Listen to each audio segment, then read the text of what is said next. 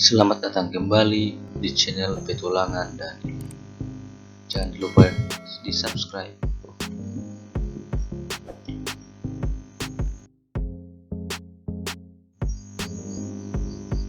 Tiga ilmuwan gila yang melakukan percobaan pada dirinya sendiri.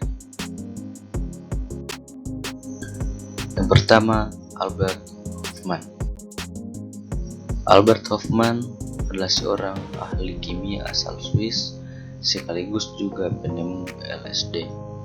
Suatu hari di tahun 1938, ketika sedang bekerja di laboratorium Sandus Basel, Hofmann secara tidak sengaja mencampur asam sergan dari jamur ergot dengan zat dari tanaman obat squim. Awalnya dia tidak menganggap campuran itu tidak berguna dan membuangnya. 5 tahun kemudian, Hofmann yang sedang mencari obat baru dari psikiatri memutuskan untuk mencampur dua bahan itu lagi.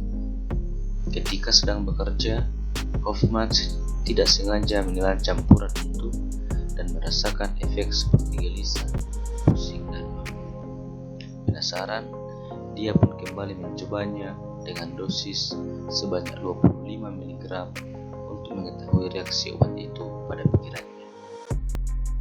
Dalam perjalanan pulang menggunakan sepeda, Hofmann mengalami halusinasi dikejar-kejar penyihir. Hari ini, LSD adalah barang terlarang di banyak negara.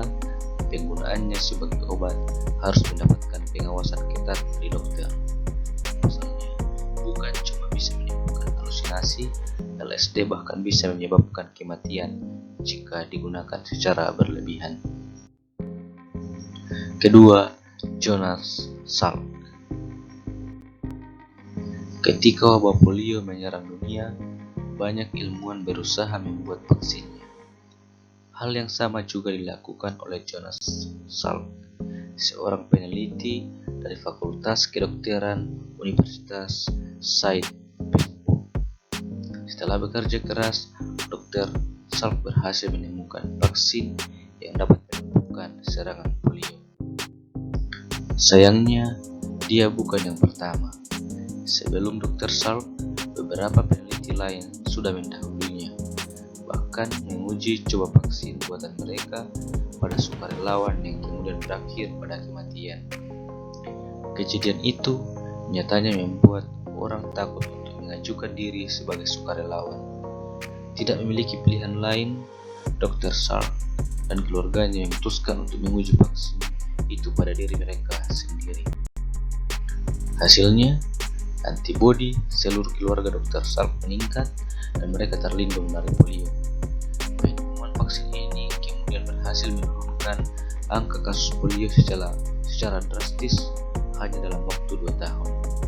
Yang luar biasa sekaligus mengharukan, Dr. Salk memutuskan tidak mematenkan penemuannya itu dan memberikan vaksinnya secara gratis pada semua orang di dunia. Yang ketiga, Barry Marshall.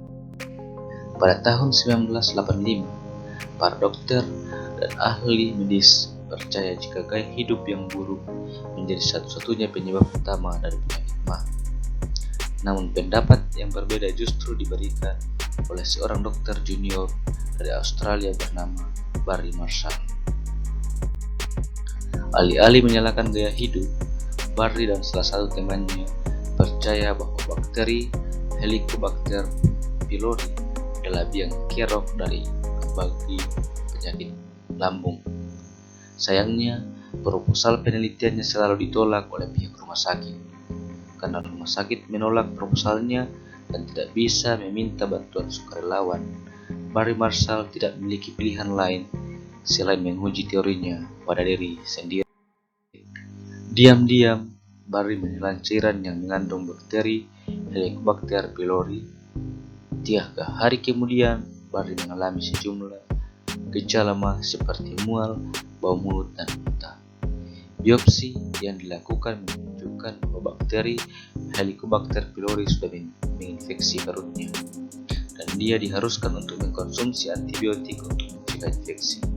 Kabar baiknya, setelah penderitaannya, pada tahun 2005 Barry Marshall dan rekannya mendapatkan Nobel untuk bidang fisiologi.